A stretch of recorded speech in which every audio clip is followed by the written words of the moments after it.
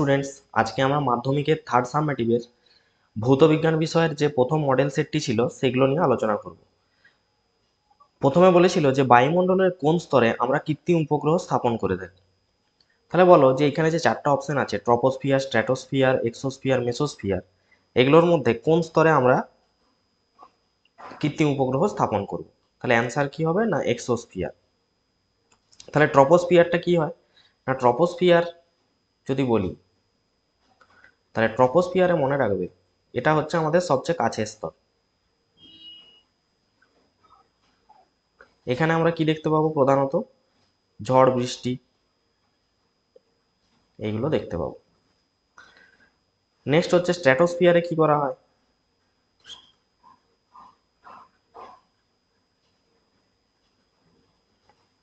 না, স্ট্র্যাটোস্ফিয়ারে এখানে কি হয় না, অতিবেগুনি রশ্মি বা আমরা যদি বলি ইউভি রে শোষণ করে, প্লেন চালানো হয় এই স্তরে। মেসোস্ফিয়ার কি হয় না, মেসোস্ফিয়ার হচ্ছে খুব শীতল। মেসোস্ফিয়ার খুব শীতল হওয়ায় এখানে কি হয়, উল্কাপিণ্ডগুলো ছাই হয়ে যায়, উল্কাপিণ্ড ছাই হয়ে যায় এই স্তরে আসলে। আর এক্সোস্ফিয়ার তো খুব উষ্ণ হয়, তাহলে এইখানে আমরা কি করব না, সবচেয়ে বাইরের স্তর, আর এখানেই হচ্ছে আমরা কি করব, কৃত্রিম উপগ্রহ স্থাপন করব। নেক্সট দেখো দুয়েরটা। দুয়েরটা আছে 4 গ্রাম হাইড্রোজেন গ্যাসের জন্য এসটিপিতে পিভি এর মান কত হবে। তাহলে হাইড্রোজেন গ্যাসের আণবিক ভর কত, H2 গ্যাসের আণবিক ভর। তাহলে হাইড্রোজেন কত লিখি আমরা, 1H1। তাহলে একটা হাইড্রোজেনের ভর 1, তাহলে দুটোর কত হবে, 1 গুণিত 2 মানে 2 গ্রাম পার মোল। তাহলে এখানে জিজ্ঞেস করেছে যে 4 গ্রাম, তাহলে মোল সংখ্যা কত হবে 4 গ্রামের। তার মানে 2 গ্রাম মানে আমরা বুঝি 1 মোল। তাহলে 4 গ্রাম বলতে আমরা কি লিখবো, 1 এর 2 ইন্টু 4 মানে 2 মোল, 2 মোলকে বোঝায়। তাহলে আদর্শ গ্যাসের যে সমীকরণ সেখানে আমরা কি লিখি, যে পিভি সমান এন আর টি, এটা লেখা হয় থাকে। যেখানে এনটাকে কি বলা হয়, এটা এনটাকে বলা হয় মোল সংখ্যা। তাহলে এখানে যে এনটা তাকে বলা হয় মোল সংখ্যা। তাহলে এন এর ভ্যালু আমরা কত পেয়েছি 2, তাহলে এখানে যদি 2 বসাই তাহলে পিভি সমান কি লেখা হবে 2RT। তাহলে অপশন বি হবে এটার সঠিক উত্তর। নেক্সট চলে আসো তিনেরটা। তিনেরটা বলেছে যে এসটিপিতে 1 লিটার গ্যাসের ভর দেওয়া আছে, গ্যাসটির বাষ্প ঘনত্ব কত হবে। তাহলে বলো এসটিপিতে যে কোনো গ্যাসের আয়তন কত হয়ে থাকে। তাহলে আমরা জানি যে এসটিপিতে যে কোনো 1 মোল গ্যাসের আয়তন আমরা লিখে থাকি 22.4 লিটার, এটা লেখা হয়। এখানে দেওয়া আছে যে 1 লিটার যে গ্যাস, 1 লিটার যে গ্যাস তার ভর কত দেওয়া আছে, 1 লিটার গ্যাসের ভর দেওয়া আছে 3.17 গ্রাম। তাহলে 22.4 লিটারের ভর কত হবে, 22.4 লিটার গ্যাসের ভর কত হবে না 3.17 ইন্টু 22.4, এটা করলে আসবে কত না 71 পয়েন্ট সামথিং আসবে। তাহলে এটাকে আমরা অ্যাপ্রক্সিমেটলি 71 গ্রাম পার মোল ধরে নেব। তাহলে এর আণবিক ভরটা আমরা পেয়ে গেলাম, এইখানে প্রশ্নে যে গ্যাসটা দেওয়া আছে তার আণবিক ভর আমরা পেয়ে গেছি, মানে আমরা এম পেয়ে গেছি। এম মানে হচ্ছে আণবিক ভর, আণবিক ভর। এবার আণবিক ভর আর বাষ্প ঘনত্বের মধ্যে একটা রিলেশন আছে। আমরা জানি আণবিক ভর সমান, ফর্মুলা কি আছে না, আণবিক ভর এটা সমান লেখা হয়ে থাকে 2 গুণিত বাষ্প ঘনত্ব, 2 গুণিত বাষ্প ঘনত্ব। তাহলে আণবিক ভরকে এম দিয়ে প্রকাশ করি এবং বাষ্প ঘনত্বকে ডি দিয়ে। তাহলে এখানে চেয়েছে প্রশ্নে, যদি দেখো যে বাষ্প ঘনত্ব কত হবে, মানে ডি এর ভ্যালু চেয়েছে। তাহলে ডি সমান আমরা কত লিখবো না, ডি সমান লেখা যাবে কি m/2। এবার এম এর ভ্যালু কত পেয়েছি না 71, ওকে যদি আমরা 2 দিয়ে ভাগ করি তাহলে নিশ্চয়ই আমরা পাবো 35.5। তাহলে এই অপশনটা যেখানে হবে সেটাই হচ্ছে সঠিক উত্তর, অর্থাৎ অপশন সি এটার হবে সঠিক উত্তর। একটা আদর্শ গ্যাসের ক্ষেত্রে দেখো আয়তন প্রসারণ গুণাঙ্ক আর চাপ প্রসারণ গুণাঙ্কের অনুপাত চেয়েছে।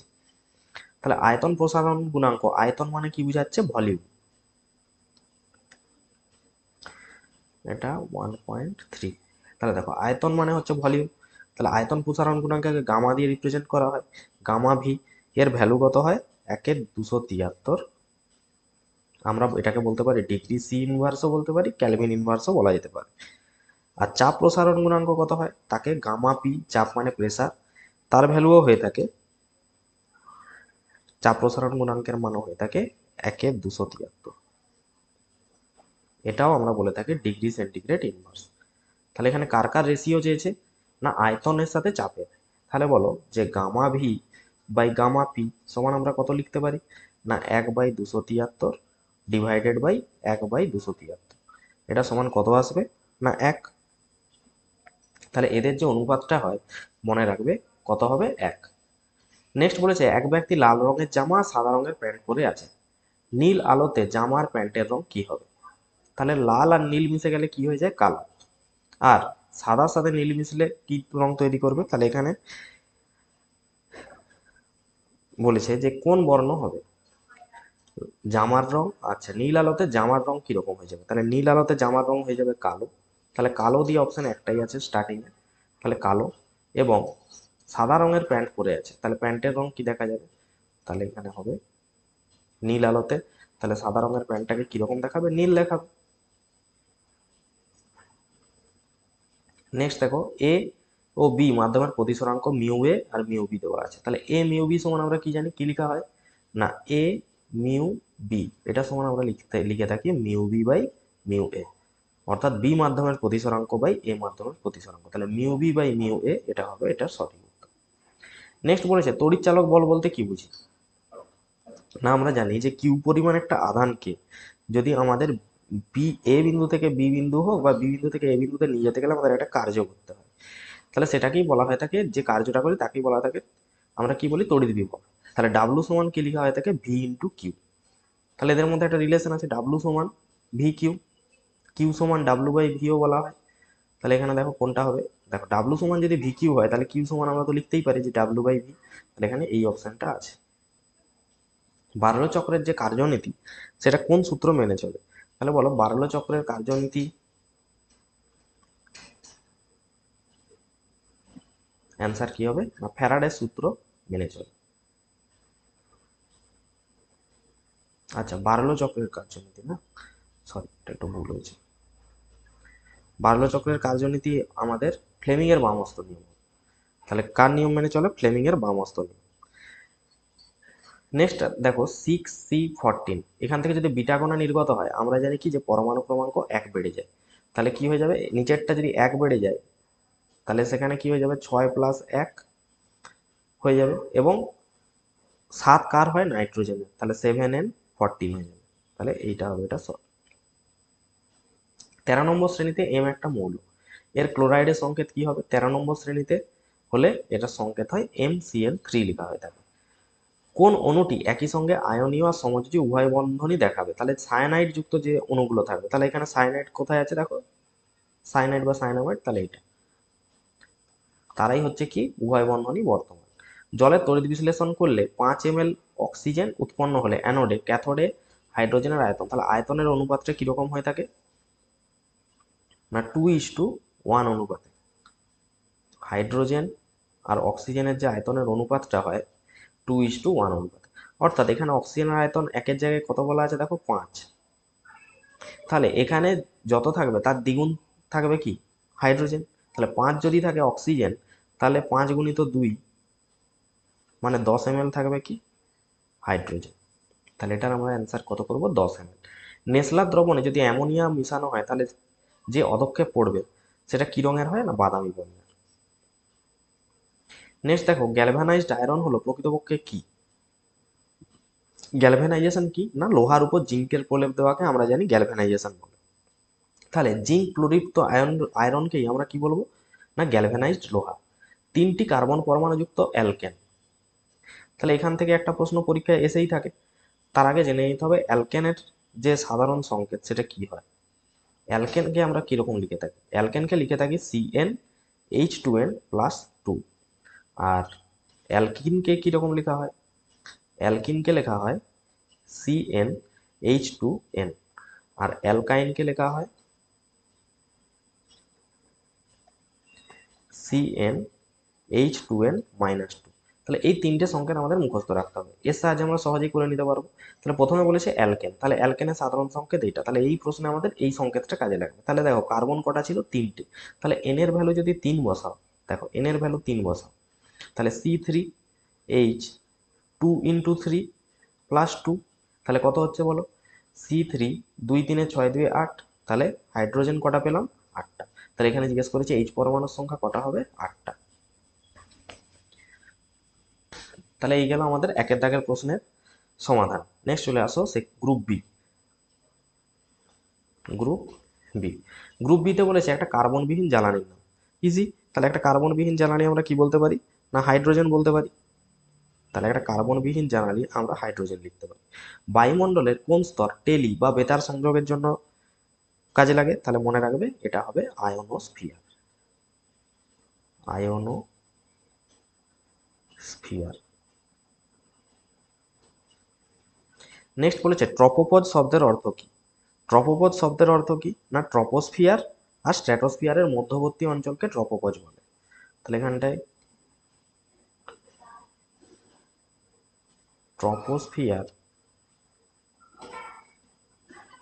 ও স্ট্র্যাটোস্ফিয়ারের মধ্যবর্তী অঞ্চল, স্ট্র্যাটোস্ফিয়ারের স্ট্র্যাটোস্ফিয়ারের মধ্যবর্তী অঞ্চলকে ট্রপোপজ বলা হয়।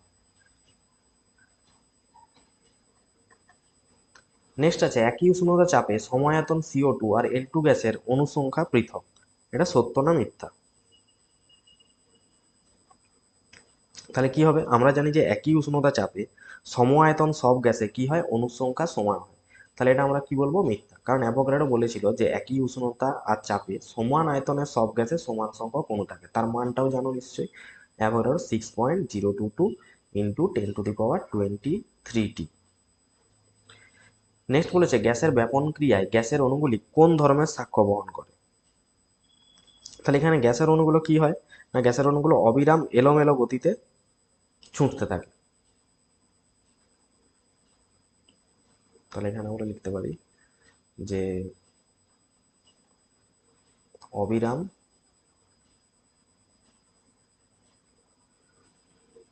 এলোমেলো গতি দেখা যায় এদের মধ্যে। তাপ পরিবাহিতাঙ্কের অনন্যকে তাপীয় রোধাঙ্ক বলা হয়। তাহলে এটা কি হবে? না সত্য। কোনো ব্যক্তির ত্রুটিপূর্ণ চোখের জন্য ডাক্তারবাবু একটা তাকে উত্তল লেন্সযুক্ত চশমা নেওয়ার পরামর্শ দিলেন। তাহলে ব্যক্তিটির চোখে কি সমস্যা আছে? তাহলে এটা আমরা কি বলতে পারি? তার কি আছে? হাইপার মেট্রোপিয়া। তাহলে এখান থেকে বলতে পারি যে তার হাইপার মেট্রোপিয়া আছে। নেক্সট উত্তল দর্পণের ফোকাস দূরত্ব দেওয়া আছে, বক্রতা ব্যাসার্ধ। আমরা ফর্মুলা কি জানি? F=R/2। আর হচ্ছে যেখানে বক্রতা ব্যাসার্ধ। তাহলে বক্রতা ব্যাসার্ধ আর সমান কি লেখা হবে? আর সমান লেখা যাবে 2F। তাহলে 2 গুণিত ফোকাস দূরত্ব কত? 5। তাহলে অ্যান্সার কত হবে? 10। তাহলে 10 সেমি হবে এটা সঠিক উত্তর। নেক্সট বলেছে আপতন কোণ বাড়লে মাধ্যমের প্রতিসরাঙ্ক বাড়বে নাকি কমবে? তাহলে আপতন কোণের কি মাধ্যমের প্রতিসরাঙ্ক কি হয় না আপতন কোণের উপর কিন্তু ডিপেন্ডেন্ট নয়, এটা মাধ্যমের একটা নিজস্ব ধর্ম। তাহলে কি হবে? পরিবর্তন হবে না। পরিবর্তন হবে না, একই থাকে। থ্রি পিন প্লাগের মোটা পিনটি কি নির্দেশ করে? তাহলে থ্রি পিন প্লাগের মোটা পিনটা কাকে নির্দেশ করে? না আর্থিং বলা হয় তাকে, যেটাকে আমরা কি বলি? ভূ সংযোগ। ভূ সংযোগ বা আর্থিং বলতে পারো। নেক্সট বলেছে যে রূপ রোধাঙ্ক এত বলতে কি বোঝায়? তাহলে 1 সেমি দৈর্ঘ্য কত দাগ? এটা আমাদের 2.8। অথবা এটা বলতে কি বোঝায় না 1 সেন্টিমিটার দৈর্ঘ্য ও 1 বর্গ সেন্টিমিটার প্রস্থচ্ছেদ বিশিষ্ট, এত দৈর্ঘ্য এবং এত প্রস্থচ্ছেদের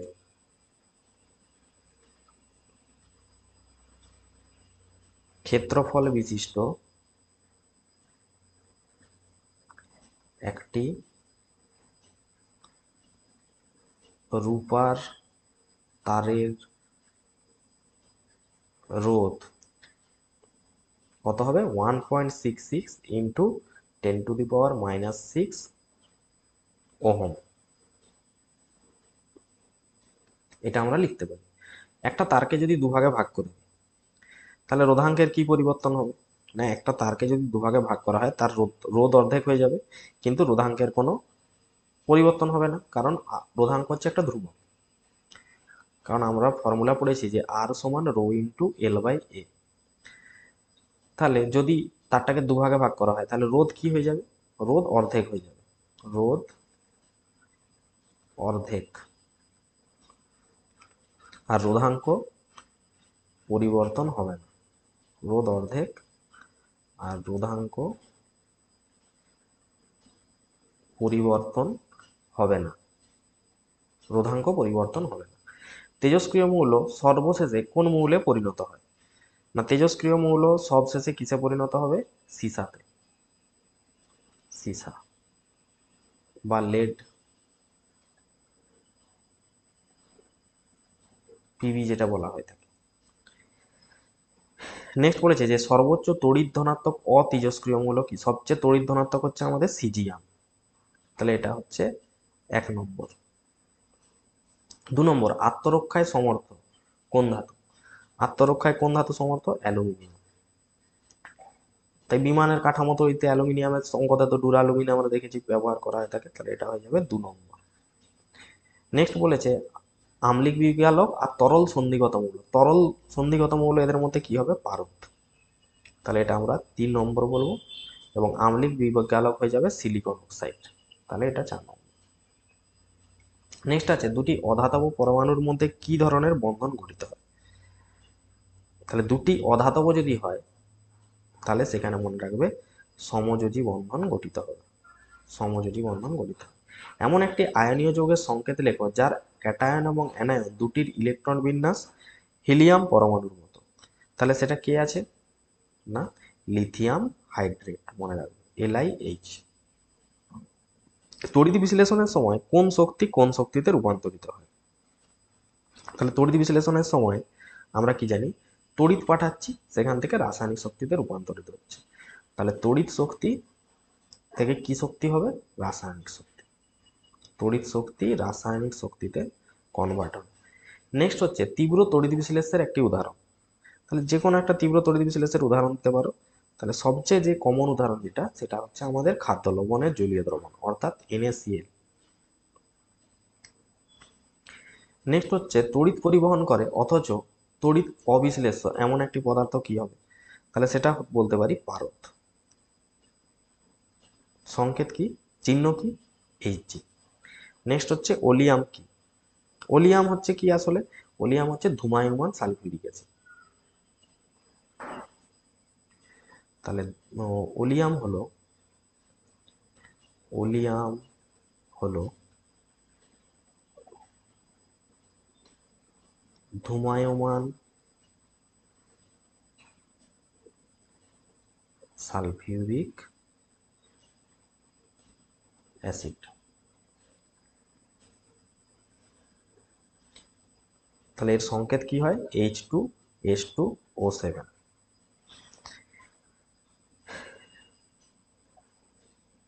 যথেষ্ট ইম্পর্টেন্ট প্রশ্ন পরীক্ষার বেসিসে। ক্যালসিয়াম সায়ানামাইডের যদি আমরা আদ্র বিশ্লেষণ করি তাহলে কি উৎপন্ন হবে? তাহলে ক্যালসিয়াম সায়ানামাইডের সংকেত কি আছে? না, CaNCN।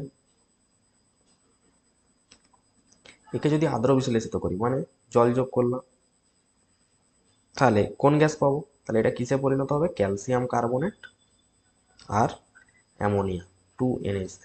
তাহলে বুঝতে পারছো এখানে কোন গ্যাস উৎপন্ন হচ্ছে? না, অ্যামোনিয়া গ্যাস উৎপন্ন হবে। তাহলে এখানে আমরা কি লিখবো, এটাকে যদি আদ্র বিশ্লেষণ করি তাহলে NH3 গ্যাস উৎপন্ন হবে, NH3 গ্যাস বা অ্যামোনিয়া গ্যাস উৎপন্ন হবে, এটা 2.16। নেক্সট হচ্ছে 3 মিথাইল বিউটান 2 ওন, এর গঠন সংকেত কিরকম হবে। 3 মিথাইল বিউটান 2 ওন এর সংকেত আমরা কিরকম লিখব, 2.17। তাহলে এটা লিখতে পারি CH3 C, ওন মানে কিটোন গ্রুপ থাকবে, আর CH এখানে থাকবে CH3,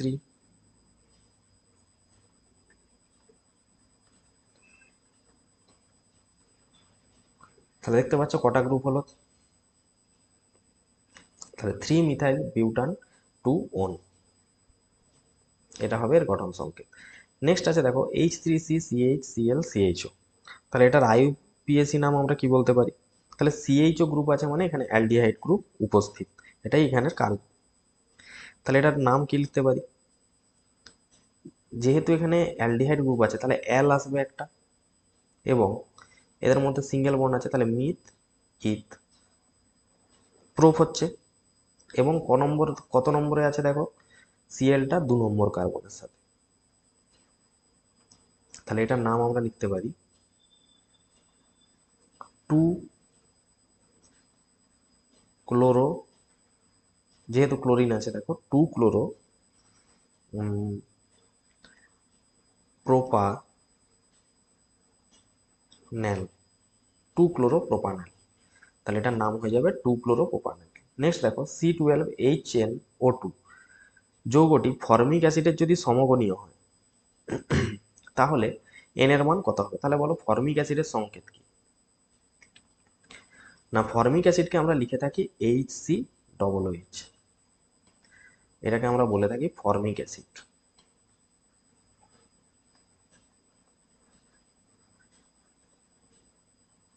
বা এটাকে যদি আমরা ভেঙে লিখি কিরকম লিখতে পারি, না CH2, যেহেতু দুটো হাইড্রোজেন আছে আর দুটো অক্সিজেন আছে, CH2O2 এরকম লেখা যাবে। এবার এখানে দেখো যে সংকেতটা এখানে দেওয়া আছে C12HNO2, তাহলে এটাকে যদি ভাবি তাহলে এটাকে এরকম ভাবে ভাবতে পারি যে CXH2X আর O2 যেমন আছে থাকলো, তাহলে এখানে এক্স এর ভ্যালু কত আছে দেখো, এটার সাথে যদি কম্পেয়ার করা হয় তাহলে দেখো যে এক্স এর ভ্যালু পেয়েছি 12, তাহলে এইচ এর জায়গায় এন এর ভ্যালু কত আসবে, এন সমান কি লেখা হয় 2 × x, তাহলে 2 × x এর ভ্যালু যদি 12 হয় তাহলে এন এর জায়গায় আমরা কত পাবো 24, তাহলে এটার সাথে যদি কম্পেয়ার করা হয় তাহলে এখানে এন এর মান কত আসবে, না 24 হবে এটার অ্যান্সার।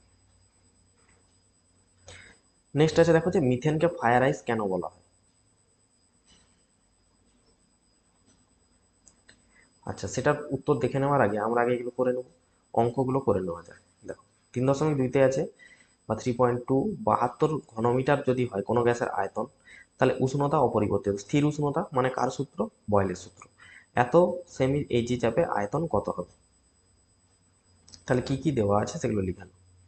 তাহলে 3.2, এখানে দেখো এসটিপিতে যদি দেখি P1 দেওয়া হচ্ছে 76 সেমি পারস্তম্ভের চাপ, ধরে নাও 76 সেমি এইচজি পারস্তম্ভের চাপ। প্রথমে আয়তন দেওয়া আছে 52 ঘনমিটার, মিটার কিউব। দ্বিতীয় যে চাপটা দেওয়া আছে P2 সেটা আছে 104 সেন্টিমিটার পারস্তম্ভের চাপ, তাহলে চেয়েছে V2 কত হবে। তাহলে বয়লের সূত্র মনে করো যে P1 V1 সমান কি লেখা হয় থাকে, P1 V1 সমান লেখা হয় P2 V2, এটা আমরা লিখে থাকি। এবার বসিয়ে দাও ফর্মুলায়, তাহলে P1 কত 76, V1 হচ্ছে 52, আর হচ্ছে P2 104, তো V2 কত হবে, তাহলে এটা 2 এ যাচ্ছে আর এটা 2, তাহলে V2 সমান কত আসলো, V2 সমান আসলো 38 মিটার কিউব।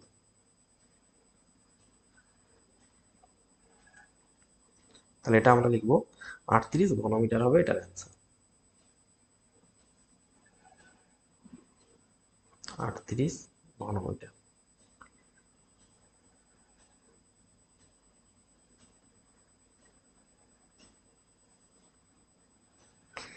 নেক্সট আরো একটা প্রবলেম ছিল যে 95 সেন্টিমিটার পারস্তম্ভের চাপে এত লিটার বাতাস ভরা আছে। যদি উষ্ণতা অপরিবর্তিত রেখে চাপ কমানো হয়, উষ্ণতা অপরিবর্তিত মানে এখানেও আমরা বয়লের সূত্র অ্যাপ্লাই করব। তাহলে P1 কত দেওয়া আছে না 95 সেমি এইচ, V1 দেওয়া আছে 0.8 লিটার, P2 দেওয়া ছিল 76 সেমি পারস্তম্ভের চাপ, V2 বের করতে হবে। তাহলে P1 V1 সমান লেখা হয় P2 V2। তাহলে P1 হচ্ছে 95, V1 0.8, P2 হচ্ছে 76, V2 কত হবে? তাহলে V2 সমান কত পাবো বলো? V2 সমান 95 ইন্টু 8/10 করে দাও বাই 76। তাহলে কাটাকাটি করো এখানে, 2 5 10, 2 4 8, 4 1 4, 4 9 36, 19 5 95, 5 5 ক্যান্সেল, তাহলে পড়ে থাকলো 1 লিটার। তাহলে এটার যে অ্যান্সার আসবে সেটা হবে 1 লিটার। তাহলে এটার উত্তর আসবে 1 লিটার। নেক্সট বলেছে যে দেখা হচ্ছে দুটি মাধ্যমে আলোর গতিবেগ যদি সমান হয় আলোক রশ্মির কোনো দিক পরিবর্তন হয় না। তাহলে স্নেলের সূত্র কি বলছে? কত দাগ এটা আমাদের? 3। স্নেলের সূত্র কি বলে?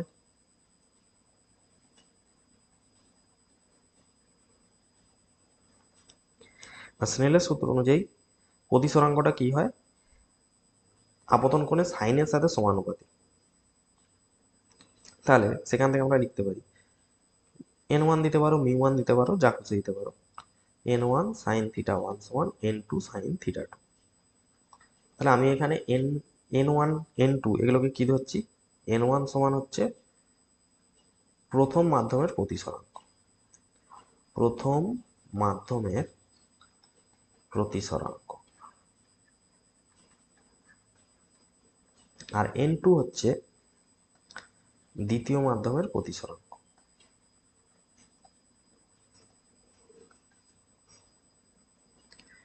θ1 কি? θ1 হচ্ছে আপতন কোণ, আর θ2 হচ্ছে প্রতিসরণ।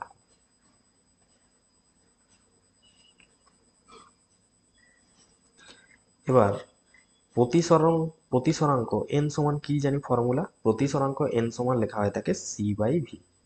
c মানে হচ্ছে শূন্য স্থানে আলোর বেগ, শূন্য স্থানে আলোর বেগ,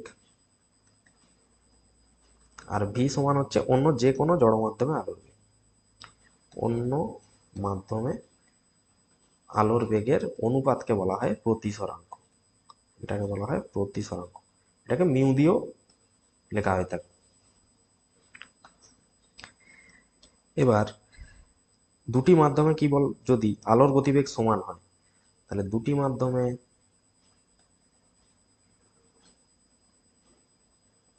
প্রশ্নটা যদি দেখি, যে দেখো বলা আছে দুটি মাধ্যমে কি সমান?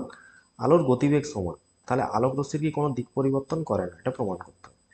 তাহলে দুটি মাধ্যমে আলোর বেগ সমান। আচ্ছা, এখান থেকে যদি লিখি যে n1 সমান, তাহলে কি লিখতে পারি? শূন্য মাধ্যমে আলোর বেগটা তো একই থাকবে, আর n2 সমান কি লেখা যাবে? c/v2, এটা লেখা যাবে। এবার দুটি মাধ্যমে আলোর বেগ সমান মানে v1 সমান তো v2। তাহলে দুটো যদি সমান হয়ে যায় তাহলে আমরা বলতে পারি যে n1 সমান, তাহলে তখন কি v1 v2 যদি সমান হয়ে যায় তাহলে n1 সমান n2 হচ্ছে। v1 সমান যদি v2 হয়ে যায় তাহলে আমরা কি বলতে পারি? n1 সমান n2। এবার প্রথমে যে সমীকরণটা লিখেছিলাম, এই যে স্নেলের সূত্রের যে সমীকরণটা লিখেছিলাম, 1 নম্বর সমীকরণ ধরো, এটাকে 1 নম্বর সমীকরণ। তাহলে 1 নম্বর সমীকরণে যদি বসাই n1 সমান n2, তাহলে 1 নম্বর থেকে আমরা যদি n1 সমান n2 বসাই কি পাবো না n1 সাইন থিটা 1 সমান n1 সাইন থিটা 2, এটা পাবো। বা সাইন থিটা 1 সমান সাইন থিটা 2। এবার যদি থিটার মান খুবই ক্ষুদ্র হয় তখন sine theta nearly equals to theta লেখা হয়ে থাকে, তখন থিটা 1 সমান কি পেয়ে যাচ্ছি থিটা 2। অর্থাৎ এর অর্থ কি না দুটি মাধ্যমে যদি গতিবেগ সমান হয় তাহলে তখন কি হয়ে যাবে আপতন কোণ আর প্রতিসরণ কোণ কি হয়ে যাবে সমান হবে, অর্থাৎ আলোক রশ্মি দিক পরিবর্তন না করে সোজা চলে যাবে। তাহলে এখান থেকে প্রমাণ হলো যে আপতন কোণ ইজ ইকুয়ালস টু প্রতিসরণ কোণ। অর্থাৎ আলো কি হয়ে যাবে আপতন কোণ আর প্রতিসরণ যদি সমান হয় আলো সোজা পথে চলে যাবে দিক পরিবর্তন না করে। তাহলে এটাই আমাদের প্রমাণ করতে বলেছিল। তাহলে এটা আমাদের প্রমাণ করতে বলেছিল। তাহলে বাকি এখন দেখবো মিথেন হাইড্রেটকে কেন ফায়ার আইস বলে, তড়িৎ চালক বল বিভব প্রভেদের সাদৃশ্য। এখানে দেখো 4 ওহম 6 ওহম 8 ওহম তিনটি পরিবাহীকে কোন সমবায় যোগ করলে প্রতিটির মধ্য দিয়ে একই মাত্রার তড়িৎ প্রবাহ। তাহলে বলো তড়িৎ প্রবাহ মাত্রা রোধের মধ্য দিয়ে একই কখন হয় না যখন তাদেরকে শ্রেণী সমবায় যোগ করা হয়। আর ভোল্টেজ একই কখন হয় সমান্তরাল সমবায়। তাহলে মনে রাখবে প্রবাহ মাত্রা আই এটা কখন একই হবে, আই হবে সেম, আই সেম হবে শ্রেণী সমবায়। আর ভি ভোল্টেজটা সেম হবে কোন সমবায়, ভি সেম হবে সমান্তরাল সমবায়।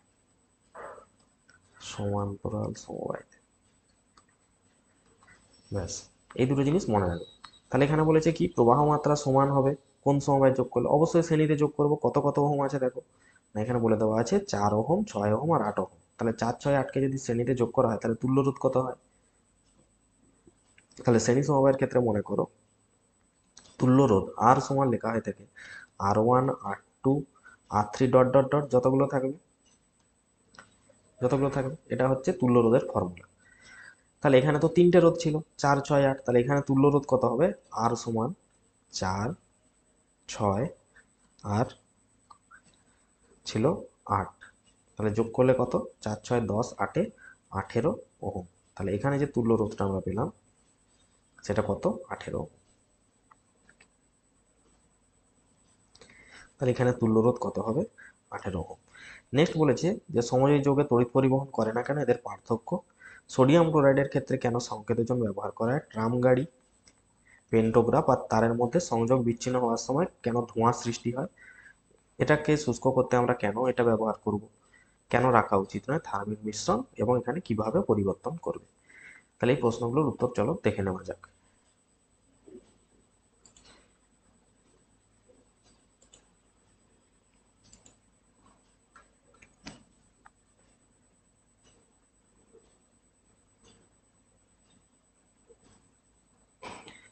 দেখো মিথেন হাইড্রেটকে কেন ফায়ার আইস বলা হয় না, মিথেন হাইড্রেটকে ফায়ার আইস কেন আমরা বলবো, কারণ এটি দেখতে হয় বরফ সদৃশ, এটি একটি কঠিন পদার্থ।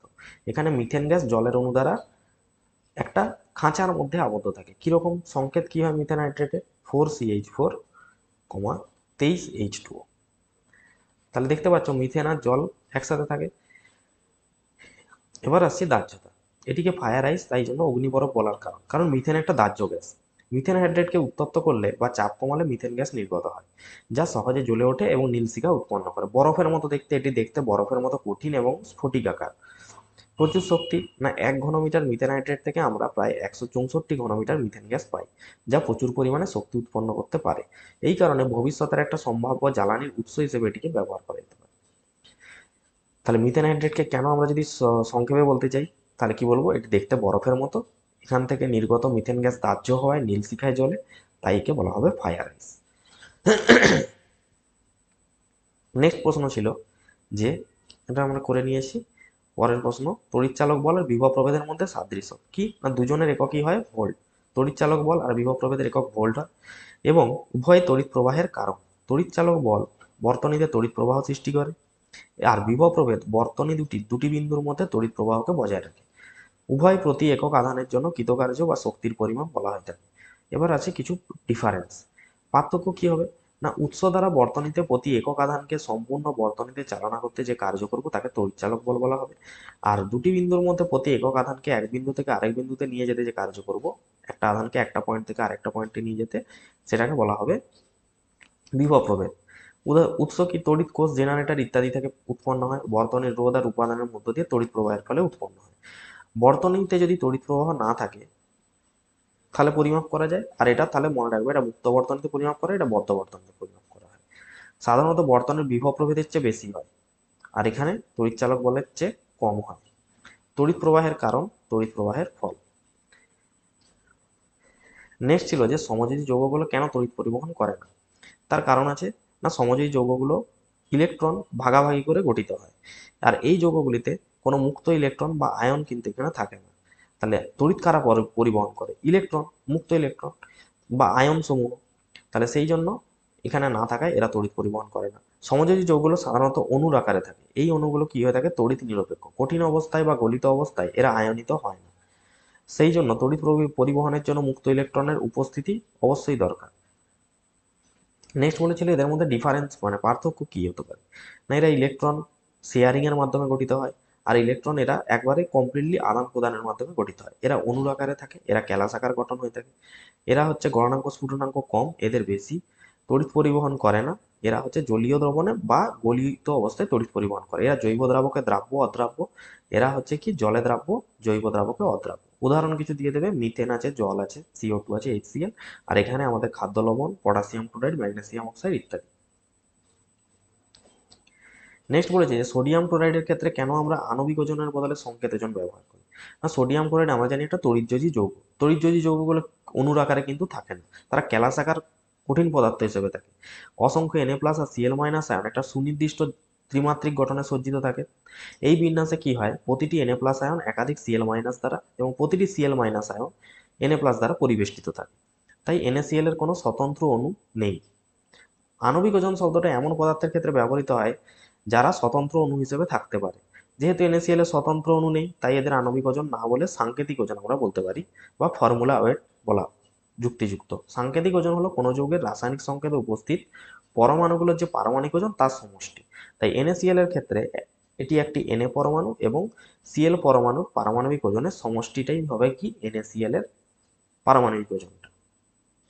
তাই জন্য এখানে সংকেত ওজন আমরা ব্যবহার করব। তাহলে সোডিয়াম ক্লোরাইড তড়িৎযোজী যৌগ হয়, স্বতন্ত্র অণু হিসেবে থাকে না, বরং ক্যালাস গঠন হিসেবে থাকে। তাই এরা আণবিক ওজন না বলে আমরা সংকেত ওজন ব্যবহার করব।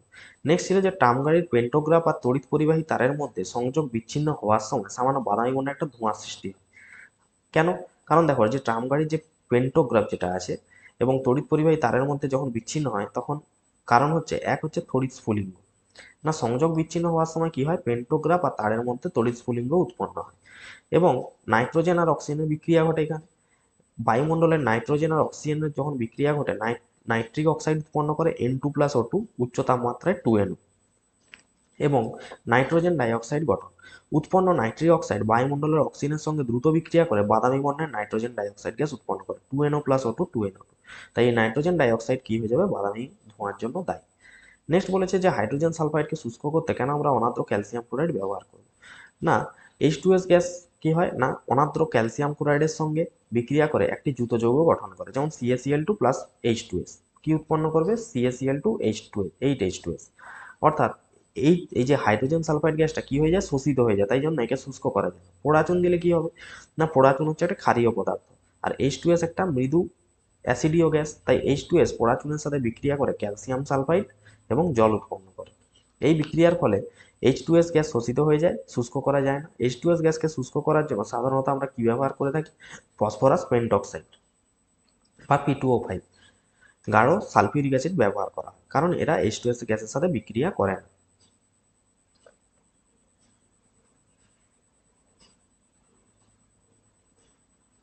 তাহলে এই জন্য আমরা কি H2S গ্যাসকে শুষ্ক করতে ক্যালসিয়াম ক্লোরাইড বা পোড়াচুন ব্যবহার করব না, কারণ এরা বিক্রিয়া করে যায়। তাহলে কোনটা ব্যবহার করব না, ফসফরাস পেন্টক্সাইড, কারণ এ বিক্রিয়া করে না, বা গাঢ় সালফিউরিক অ্যাসিড ব্যবহার করা যেতে পারে। নেক্সট দেখো, আম্লিক যে খাদ্য সেটা কেন অ্যালুমিনিয়ামের পাত্রে রাখা উচিত নয়? না, আম্লিক খাদ্য হচ্ছে অ্যাসিডিক হয়ে থাকে, এবং অ্যালুমিনিয়ামের পাত্রে রাখার না কারণ হচ্ছে অ্যালুমিনিয়াম একটি সক্রিয় ধাতু, যেটি অ্যাসিডের সাথে সহজেই বিক্রিয়া করে, যে হাইলি রিঅ্যাক্টেন্ট। দুই হচ্ছে ক্ষতিকারক লবণ গঠন করে, ফলে বিক্রিয়া করে গেলে কি হবে, লবণ উৎপন্ন হবে। আম্লিক খাদ্য অ্যালুমিনিয়ামের পাত্রে রাখা হয়, তাহলে খাদ্যের অ্যালুমিনিয়ামের সাথে বিক্রিয়া করে অ্যালুমিনিয়ামের লবণ তৈরি করে।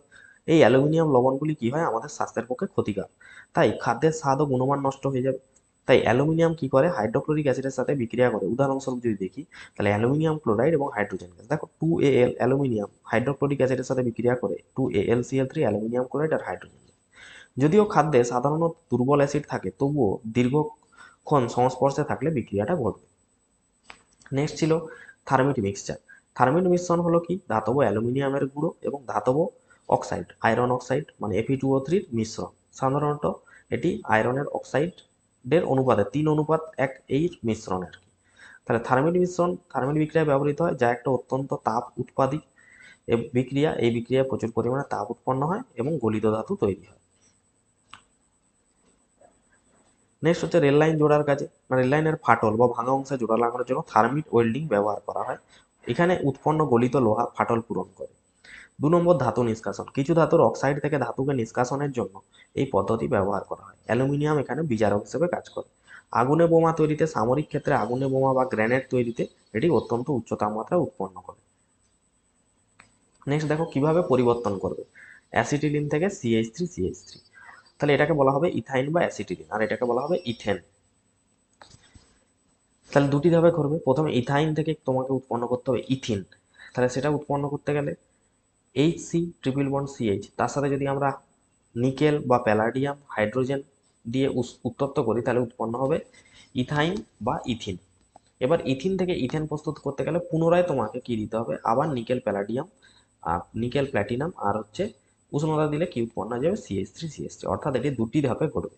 তাহলে সংক্ষেপে যদি বলি, তাহলে এটাই হবে অ্যান্সার। তাহলে HC ট্রিপল বন্ড CH, প্রথমে হাইড্রোজেন নিকেল প্যালাডিয়াম দেওয়া হলো, এটা উৎপন্ন হলো, ইথাইন বা ইথিন উৎপন্ন হলো, সেখান থেকে ইথেন উৎপন্ন করতে গেলে পুনরায় এটি করতে হবে।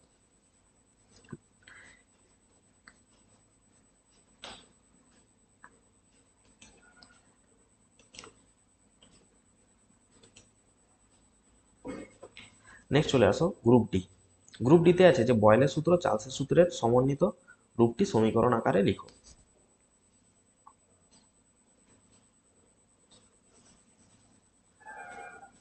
তাহলে বয়েল আর চার্লসের সূত্রের যে সম্মিলিত রূপটা কি ছিল মনে করো।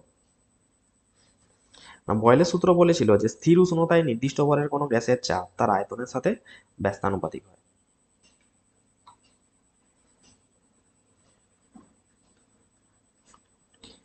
তাহলে এখানে আমরা বলতে পারি যে স্থির উষ্ণতায়, বয়েলের সূত্র কি বলেছিল না, স্থির উষ্ণতায় নির্দিষ্ট ভরের গ্যাসের আয়তন ভি কার সাথে ব্যস্তানুপাতিক, না গ্যাসের আয়তন ভি চাপের সাথে অর্থাৎ পি এর সাথে ব্যস্তানুপাতিক।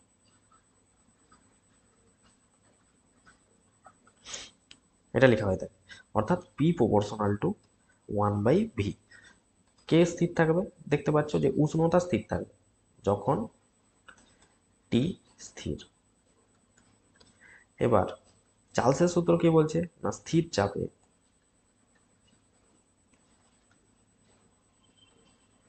নির্দিষ্ট ভরের গ্যাসের আয়তন পরম উষ্ণতার সমানুপাতিক। পরম উষ্ণতার সমানুপাতিক, অর্থাৎ নির্দিষ্ট ভরে কোনো গ্যাসের আয়তন ভি প্রপোর্শনাল টু কি হয়ে যাবে, টি। যখন কে স্থির থাকবে, দেখো স্থির চাপে, তাহলে যখন পি স্থির, তাহলে এটা কার সূত্র গেল, এটা হলো বয়েল, এটা বয়েলের সূত্র, আর এটা আমাদের গেল চার্লসের সূত্র।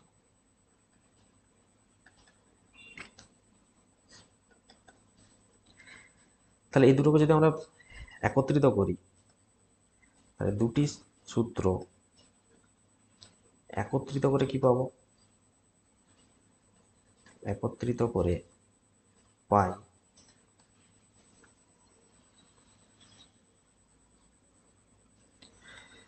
ভি প্রপোর্শনাল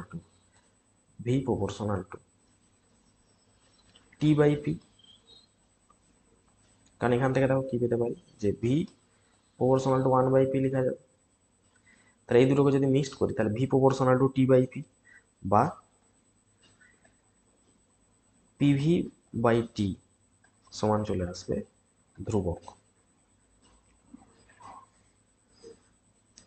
তাহলে পিভি বাই টি মানে ধ্রুবক, মানে এখন যদি আমি ধরেছি যে কোনো একটা গ্যাসের প্রাথমিক চাপ P1, আয়তন V1, পরম উষ্ণতা T1, অন্তিম চাপ P2, V2, T2 হয়, তাহলে এটার আরেকটা ফর্মুলা কি হয়ে যাবে, যে P1 V1 বাই T1 সমান আমরা লিখতে পারবো P2 V2 বাই T2। তাহলে এরকম ভাবে লেখা যাবে। তাহলে যদি প্রাথমিক চাপ P1, আয়তন V1 আর উষ্ণতা T1 হয় এবং অন্তিম চাপ P2, আয়তন V2 আর উষ্ণতা যদি T2 হয়, তখন আমরা এটা লিখব।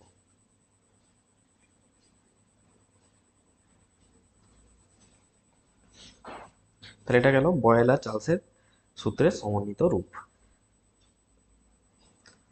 নেক্সট এখানে বলেছি এত গ্রাম অ্যামোনিয়াম ক্লোরাইডের সঙ্গে পর্যাপ্ত শুষ্ক কলিচুন মিশিয়ে, তাহলে কলিচুনের সংকেত কি ছিল, কলিচুনের সংকেত লেখা হয় CaOH এর হোল 2। তাহলে একে মিশিয়ে যদি উত্তপ্ত করি, অ্যামোনিয়াম ক্লোরাইডের সংকেত মনে করো NH4Cl, এটা অ্যামোনিয়াম ক্লোরাইডের সংকেত। এনটিপিতে কত আয়তনের অ্যামোনিয়া গ্যাস উৎপন্ন হয়, তাহলে 4.2।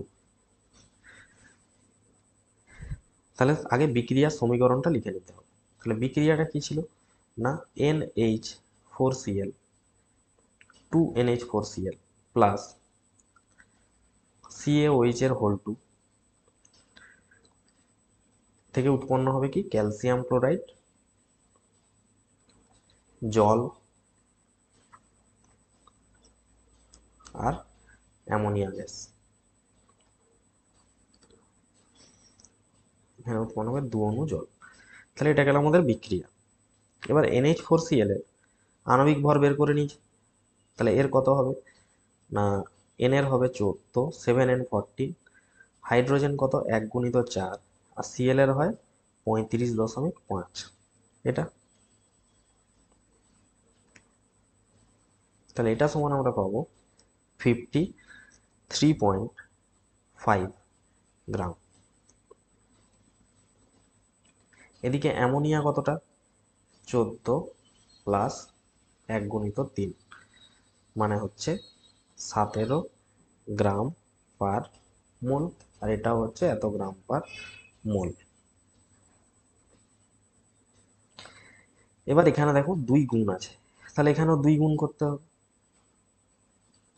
এটার সাথে 2 গুণিত 53.5, আর এখানেও দেখো 2 গুণ আছে, তাহলে এখানেও 17-এর সাথে 2 গুণ হবে, কারণ এখানে 2 আছে, এখানেও দেখো 2 গুণ আছে, তাহলে এটাও হয়ে গেল 34।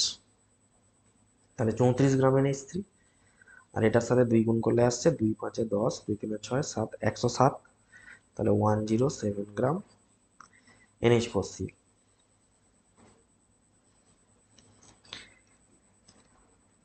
তাহলে এখানে যদি সংক্ষেপে লিখি যে 107 গ্রাম NH4Cl থেকে কতটা অ্যামোনিয়া গ্যাস পাওয়া যাচ্ছে না, 34 গ্রাম NH3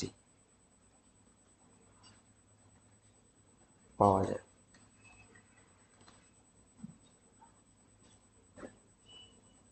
এবার প্রশ্নে জিজ্ঞেস করেছে যে এত গ্রাম অ্যামোনিয়াম ক্লোরাইড থেকে কতটা পাবো, তাহলে উইকিং নিয়ম, তাহলে 1 গ্রাম NH4Cl থেকে কতটা না 34/107, আর প্রশ্নে বলেছে 42.8 গ্রাম NH4Cl থেকে কতটা পাওয়া যাবে, তাহলে 34/107, আর এদিকে 42.8টাকে এত লিখছি। তাহলে এখান থেকে কত আসছে অ্যান্সার আমাদের? না, তাহলে এটা যদি হিসাব করা হয় তাহলে এখান থেকে বলেছে আয়তন কত হবে। আচ্ছা, এটা সমান কত গ্রাম আসছে দেখো, এটা সমান আসছে 13.59 গ্রাম। এত গ্রাম NH3। তো প্রশ্নে জিজ্ঞেস করেছে NH3 এর আয়তন কত হবে।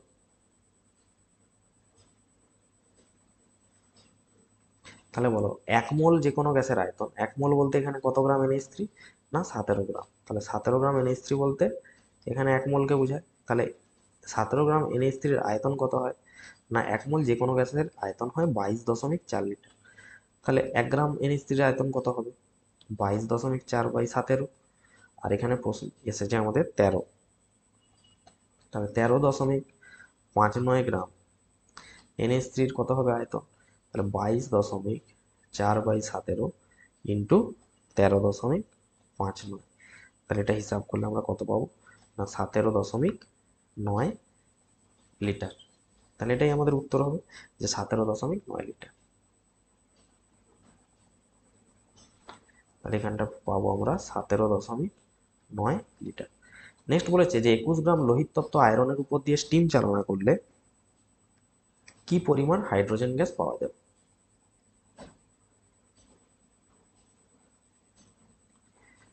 তাহলে এটার সাথে যে কোশ্চেনটা ছিল, তাহলে আয়রন সমীকরণটা আগে লিখে নাও, বিক্রিয়া 3Fe প্লাস, খুব গুরুত্বপূর্ণ সমীকরণ, 4H2O, এটা হচ্ছে আমাদের স্টিম,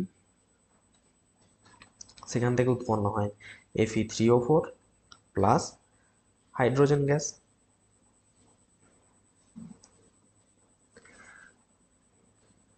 তাহলে এখান থেকে বলো Fe এর পারমাণবিক ভর হয় 56, তাহলে 3Fe মানে লিখতে পারি 3 × 56, 3 × 6 = 18, 3 × 5 = 15, 16,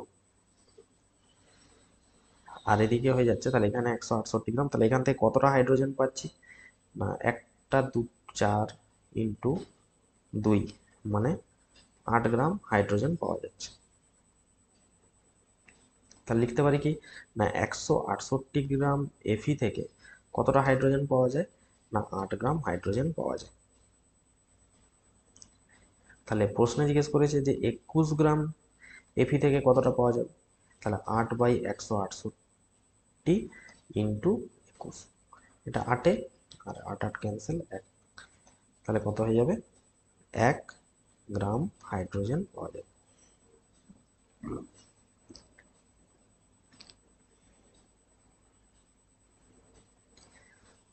দেখো আর কি জিজ্ঞেস করেছিল, STP-তে ওই হাইড্রোজেনের আয়তন কত হবে। তাহলে বলো ওর আয়তনটা আমরা কিভাবে পাবো। না এমনিতে হাইড্রোজেন এটা লেখা হয় H2, তাহলে H2 মানে কতটা হাইড্রোজেনকে বোঝায়? 2 গ্রামকে। আর 2 গ্রাম মানে কতটা? এটা মানেই তো 1 মোল। তাহলে 2 গ্রাম হাইড্রোজেন যেটা, তার আয়তন কত হয়ে থাকে? 2 গ্রামের আয়তন হয়ে থাকে 22.4 লিটার। কারণ STP-তে 1 মোল যে কোনো গ্যাসের আয়তনই 22.4 লিটার। তাহলে প্রশ্নে এসেছে 1 গ্রাম হাইড্রোজেন, উত্তর এসেছে, তাহলে 1 গ্রামের আয়তন কত হবে? 22.4 ভাজিত 2 মানে কত আসবে? 11.2 লিটার। তাহলে এটা হবে অ্যান্সার।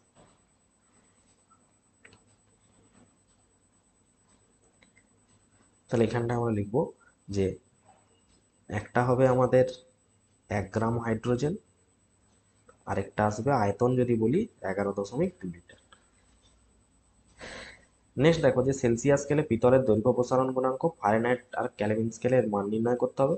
তামা, নিকেল, লোহা, এখানে আরো একটি দেওয়া উচিত ছিল প্রশ্নটা, কোনটির উষ্ণতা বাড়লে কার্যত কোনো প্রসারণ হয় না। তাহলে এখানে সবারই হয়, এখানে আরো একটা অপশন থাকা উচিত ছিল, সেটা হতো ইনভার। প্রশ্নটা একটু ভুল আছে, তাহলে এদের অ্যান্সারটা কি হবে? না ইনভারের উষ্ণতা বাড়ালে প্রসারণ হয়। এবার এখানে আছে কঠিনের মধ্যে তাপ পরিবহনের রাশিমালা এবং রোধ কাকে বলে বুঝিয়ে দাও তাপ পরিবাহিতাঙ্ক, এবং উত্তর লেন্সের সাহায্যে বিবর্ধিত কাঁচ স্ল্যাবে 45 ডিগ্রি কোণে আপতিত হলো সমতল দর্পণের প্রকাশ দৈর্ঘ্যের মান। তো এখানে আরো কিছু প্রশ্ন আছে। তাহলে চলো এগুলোর অ্যান্সার গুলো দেখে নেওয়া যাক।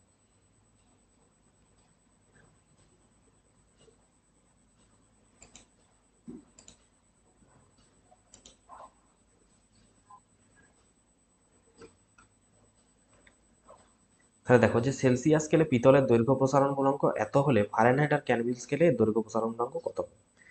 তাহলে দেখো দৈর্ঘ্য প্রসারণ গুণাঙ্ককে আমরা আলফা দিয়ে ডিনোট করে থাকি, এবং প্রতি ডিগ্রি সেলসিয়াস এবং প্রতি ডিগ্রি ফারেনহাইট বা প্রতি কেলভিন বলতে পারি। তাহলে সেলসিয়াস স্কেলে পিতলের দৈর্ঘ্য প্রসারণ গুণাঙ্ক বলছি আলফা সি সমান এত ডিগ্রি সেন্টিগ্রেড।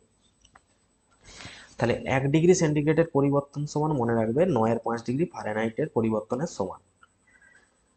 তাহলে এখানে 1 প্রতি ডিগ্রি বলতে গেলে 5/9 ডিগ্রি ফারেনহাইট বলতে পারি। তাহলে আলফা এফ সমান কি ফর্মুলা লেখা হয়? আলফা এফ সমান লেখা হয় আলফা সি ইন্টু 5/9। তাহলে আলফা সির ভ্যালু তো দেওয়া আছে, সেন্টিগ্রেড স্কেলে কত দেওয়া আছে দেখো, 0.00, চারটা জিরো ছিল, 18 এটা দেওয়া ছিল, ইন্টু 5/9 করবে।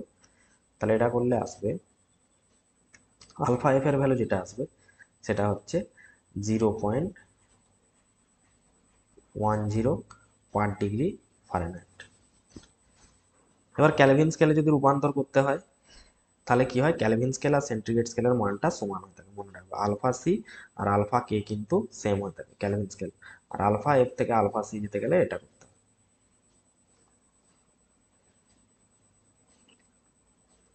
নেক্সট হচ্ছে তামা নিকেল আর লোহার, বললাম যেখানে আরেকটা অ্যাড হতো সেটা হচ্ছে ইনভার। তাহলে ইনভারই হচ্ছে একটা সংকর ধাতু যেটা হচ্ছে নিকেল আর লোহার সমন্বয়ে গঠিত, যা কি হয় দৈর্ঘ্য প্রসারণ গুণাঙ্ক অত্যন্ত কম। দৈর্ঘ্য প্রসারণ, তাই এগুলোকে ঘড়ি এগুলোতে আমরা ব্যবহার করে থাকি। নেক্সট ছিল যে কঠিনের মধ্য দিয়ে তাপ পরিবহনের যে রাশিমালা, সেটা সমান কি লেখা হয় না, একটি কঠিন পদার্থের মধ্য দিয়ে তাপ পরিবহনের হার, কোনো কিছুর হার মানে নিচে টাইম থাকবে, অর্থাৎ তাপকে কিউ দিয়ে ডিনোট করলে তার সময়, তাহলে টাইমের রেসপেক্টে কিউ বাই টি সমান কি লেখা হয়, কে ইন্টু এ টি1 মাইনাস টি2 বাই এল। তাহলে কিউ হচ্ছে কি পরিবাহিত তাপের পরিমাণ, কতটা তাপ বইছে, tea time, Q by T কে একত্রে বলা হয় তাপ পরিবহনের হার, কে হচ্ছে পদার্থের তাপ পরিবাহিতাঙ্ক, এ কি না তাপ প্রবাহের দিকের যে লম্বভাবে যে প্রবাহ হচ্ছে তার প্রস্থচ্ছেদের ক্ষেত্রফল, আর টি1 মাইনাস টি2 যেটা সেটা হচ্ছে উষ্ণতার ডিফারেন্স। টি1 মানে উচ্চ উষ্ণতা, টি2 মানে নিম্ন উষ্ণতা, এল হচ্ছে তাপ প্রবাহের দিকের দৈর্ঘ্য বা পুরুত্ব। নেক্সট হচ্ছে থার্মাল পরিবাহিত মানে তাপ পরিবাহিতাঙ্ক কাকে বলে, বা থার্মাল কন্ডাক্টিভিটি, না তাপ পরিবাহিতাঙ্ক হলো কোনো পদার্থের তাপ পরিবহন করার ক্ষমতা পরিমাপের একটি ভৌত রাশি। এটি সংখ্যাগতভাবে একক প্রস্থচ্ছেদের ক্ষেত্রফল, একক দৈর্ঘ্য এবং একক উষ্ণতা পার্থক্য বিশিষ্ট কোনো পদার্থের মধ্য দিয়ে 1 সেকেন্ডে যে পরিমাণ তাপ প্রবাহিত হবে তা সমান হয়ে থাকে। এর একক কি বলা হয়, খুবই important, watt, metre inverse, kelvin inverse, মনে রাখবে এটার একক খুবই important, watt, metre inverse, kelvin inverse, এটা এমসিকিউতে জিজ্ঞেস করে থাকে। বা এটাকে বলতে পারি জুল প্রতি সেকেন্ড প্রতি মিটার প্রতি ক্যালভিন, অথবা এটাকে বলা হয় থাকে joule per second metre kelvin. তাপীয় রোধ জিনিসটা কি, না তাপীয় রোধ হলো কোনো পদার্থের তাপ প্রবাহকে বাধা দেওয়ার ক্ষমতা। রোধ মানে কি, সে বাধা দেবে। তাহলে এটি বৈদ্যুতিক রোধের মতোই সেম হয়ে থাকে। তাহলে তাপ পরিবহনের হারের রাশিমালা আমরা দেখেছি একটু আগে, যে কিউ বাই টি কে এ। তাহলে এই কে এটাকে যদি আমি এখানে এল এর নিচে ভাগ দিয়ে দিই, একই জিনিস বোঝায়। তাহলে কে এটাকে এল এর নিচে ভাগ দিলাম, যেখানে এল বাই কে এ এই যে রাশিটা দেখছো এটাকেই বলা হবে তাপীয় রোধ, আর দিয়ে প্রকাশ করা হয়। তাহলে এল বাই কে এ এই রাশিটাকেই বলা হয় তাপীয় রোধ। তাহলে তাপীয় রোধের একক কি হয়ে থাকে, ক্যালভিন পার ওয়াট অথবা ডিগ্রি সেলসিয়াস পার ওয়াট বলা হয়ে থাকে। তাপীয় রোধ যত বেশি হবে পদার্থের মধ্য দিয়ে তাপ পরিবহন তত কম হবে, মানে বাধা যত বেশি হবে তাপ পরিবহন কম হবে। নেক্সট ছিল যে উত্তল লেন্সের সাহায্যে আমরা কিভাবে সৎ বিবর্ধিত প্রতিবিম্ব গঠন করব। তাহলে কিভাবে আমরা সৎ বিবর্ধিত প্রতিবিম্ব গঠন করতে পারি, তাহলে এই পাশের চিত্রটি তোমরা দেখো, না কোনো একটা বস্তুকে যদি আমরা এফ আর টু এফ এর মাঝে রাখি, দেখো এটা টু এফ আর এটা হচ্ছে এফ, অর্থাৎ ফোকাস আর দ্বিগুণ ফোকাসের মাঝে যদি রাখি, তাহলে তার প্রতিবিম্বটা গঠিত হবে কোথায়, টু এফ এর চেয়ে বেশি দূরে, এবং সেটা কি হয়ে যাবে, এটা বস্তুর চেয়ে আকারে যথেষ্ট বড়। তাহলে বস্তুর অবস্থান কি হবে, এফ টু এফ এর মাঝে, প্রতিবিম্বের অবস্থান টু এফ এর চেয়ে বেশি দূরে। প্রতিবিম্ব কিরকম হবে, সৎ, কারণ কোনো একটা বিন্দুতে যদি মিলিত হয় তখন তাকে আমরা বলি সৎ বিম্ব, বা যদি কোনো একটা বিন্দু থেকে আসছে বলে মনে হয় তাকে আমরা অসৎ বিম্ব বলি। তাহলে সৎ সমশীর্ষ হলে কি হতো, দুটোই একই রকম হতো, তীর চিহ্নটা উপরে দিতাম, কিন্তু এটা উল্টানো, তাই জন্য অবশীর্ষ, এবং দেখো বস্তুর আকারের চেয়ে যথেষ্ট বড়, তাই এটাকে বিবর্ধিত। নেক্সট চলে আসো, একটা আলোক রশ্মি যখন কাঁচ স্ল্যাবের মধ্যে যদি যায় তাহলে আমরা জানি চ্যুতিকোণ বের করানোর পর ডেল্টা সমান আই মাইনাস আর লেখা হয়ে থাকে। তাহলে দেখো আপতিত হয়েছিল কত ডিগ্রিতে, 45-এ, এবং 30 ডিগ্রি কোণে প্রতিষ্ঠিত হচ্ছে, তাহলে বিয়োগ করলে আমরা কত পেলাম, 15 ডিগ্রি হচ্ছে চ্যুতি পেয়েছি। লাল আলো আর বেগুনি আলোর মধ্যে কোনটির তরঙ্গ দৈর্ঘ্য বেশি? তাহলে মনে করো বে নি আ স ও ক লা, তাহলে যখন এদিক থেকে এদিকে যাব তরঙ্গ দৈর্ঘ্য আমাদের কি হবে, ইনক্রিজ করবে, তরঙ্গ দৈর্ঘ্য বৃদ্ধি পাবে। তাহলে বলো সবচেয়ে বেশি তরঙ্গ দৈর্ঘ্য কার? লাল আলোর। সবচেয়ে কম কার? বেগুনি আলোর। এটা বেশি জিজ্ঞেস করা হয় প্রশ্নে। তাহলে দেখো লাল আলো এবং বেগুনি আলোর মধ্যে কোনটির তরঙ্গ দৈর্ঘ্য বেশি? না, লাল আলো এবং বেগুনি আলোর মধ্যে লাল বর্ণের তরঙ্গ দৈর্ঘ্য বেশি, আর সবচেয়ে কম বললে বেগুনি বলা হবে। সমতল দর্পণের ফোকাস দৈর্ঘ্য কত হয়? না, সমতল দর্পণের মনে রাখবে ফোকাস দৈর্ঘ্য হয় অসীম। এটা যথেষ্ট ইম্পর্টেন্ট প্রশ্ন, পরীক্ষায় বারবার আসে। নেক্সট হচ্ছে এখানে দেখো এই চিত্রে তুল্য রোধ বার করতে হবে। তাহলে যদি আমি দেখি এই যে রোধটার একটা টার্মিনাল এটা, এই যে রোধটার এটার টার্মিনালও এটা, এই নিচের রোধটার টার্মিনালও এটা, তাহলে দেখো মোট কটা রোধ একসাথে বাঁধা আছে? যদি এটাকে ভেঙে আঁকি তাহলে দেখতে পাবো যে এটা একটা রোধ, এটা একটা রোধ, এটা একটা রোধ। তাহলে দেখো এদের সবগুলো প্রান্ত যতগুলো রোধ আছে, এই প্রথম রোধটা 1 নম্বর রোধ, 2 নম্বর রোধ, আর এই যে 3 নম্বর রোধ, তাহলে এদের সবাই কি আছে দেখো একসাথে বাঁধা আছে। তাহলে অর্থাৎ এরকম ভাবে বাঁধা আছে, এদিকের প্রান্তগুলো এরকম ভাবে, এদিকের প্রান্তগুলো এরকম ভাবে, আর আর আর এরকম ভাবে বাঁধা আছে। তারপরে তাহলে এই পয়েন্টটাকে আমি এ পয়েন্ট বলে দিচ্ছি, এই পয়েন্টটা। এদিকের গুলো দেখো একই রকম ভাবে সব রোধগুলো কি হচ্ছে, এক জায়গায় বাঁধা আছে, এটা তার দিয়ে যোগ করা আছে মানে একই আছে। এই দিকের রোধগুলো দেখো এক জায়গায় বাঁধা আছে, এক জায়গায় বাঁধা আছে। তাহলে এদিকটাও আমরা এরকম ভাবে এঁকে নিতে পারি।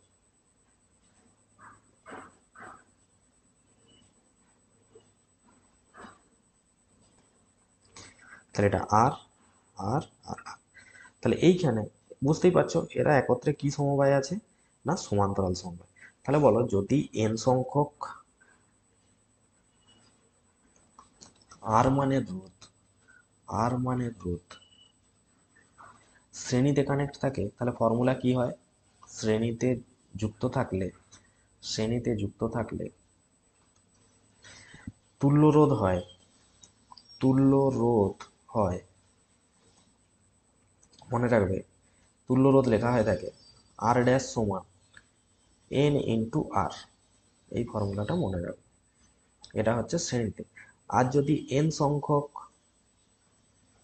আর মানের রোধ, আর মানের রোধ সমান্তরালে যুক্ত থাকে, সমান্তরালে যুক্ত থাকে, তাহলে তুল্য রোধ হয়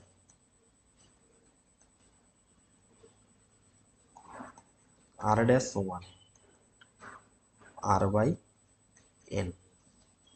তাহলে এটা হয়ে গেল সমান্তরালের ফর্মুলা, আর আগেরটা হয়ে গেল শ্রেণীর ফর্মুলা। তাহলে দেখো এরা কি কানেকশনে আছে, প্যারালাল কানেকশন। এরা কি কানেকশনে আছে, প্যারালাল। এরা কি কানেকশনে আছে, প্যারালাল। তাহলে যদি আর মানের রোধ এন সংখ্যক, তাহলে এখানে এন সংখ্যক জায়গায় কতগুলো আছে, একটা দুটো তিনটে। তাহলে যদি এন সংখ্যক রোধ থাকে তাদের তুল্য রোধ কত হয়, তাহলে এখানে তিনটে রোধ আছে, তাহলে এখানে বলবো আর বাই থ্রি। এখানেও দেখো তিনটে রোধ আছে সমান্তরালে, তাহলে এখানেও হবে আর বাই থ্রি। তাহলে এখানে এন এর জায়গায় কত বসিয়েছি, তিন, কারণ এখানে তিনটে রোধ আছে। এই যে এন এর জায়গায় এখানে কত বসিয়েছি, তিন, তিনটে রোধ আছে, তাহলে এখানে তুল্য রোধ কত হবে। এবং এরা পরস্পর দেখো যুক্ত আছে কিসে, সিরিজে। তাহলে R by three plus R by three মানে কত হয়ে গেল, টু আর বাই থ্রি। তাহলে এখানে যে তুল্য রোধটা হবে কত হবে, না আর ইকুইভ্যালেন্ট সমান টু আর বাই থ্রি। তাহলে answer two r by three. পরের প্রশ্ন দেখো তড়িৎ ক্ষমতা দেওয়া আছে পি সমান আই স্কোয়ার, যেখানে আই তড়িৎ প্রবাহ মাত্রা, এটা দেখাতে হবে, প্রমাণ করে দেখাতে হবে। তাহলে আমরা জুলের সূত্র কি জানি, না জুলের সূত্র বলেছে যে এইচ সমান আই স্কোয়ার আর টি। তাহলে তড়িৎ ক্ষমতা পি হলো কি, না পি সমান আমরা জানি ডাব্লু বাই টি,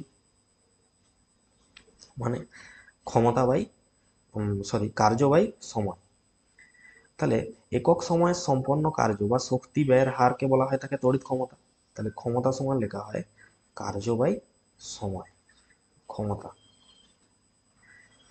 তাহলে সেটাই করলাম, পি সমান এখানে কি লিখলাম, এইচ বাই টি।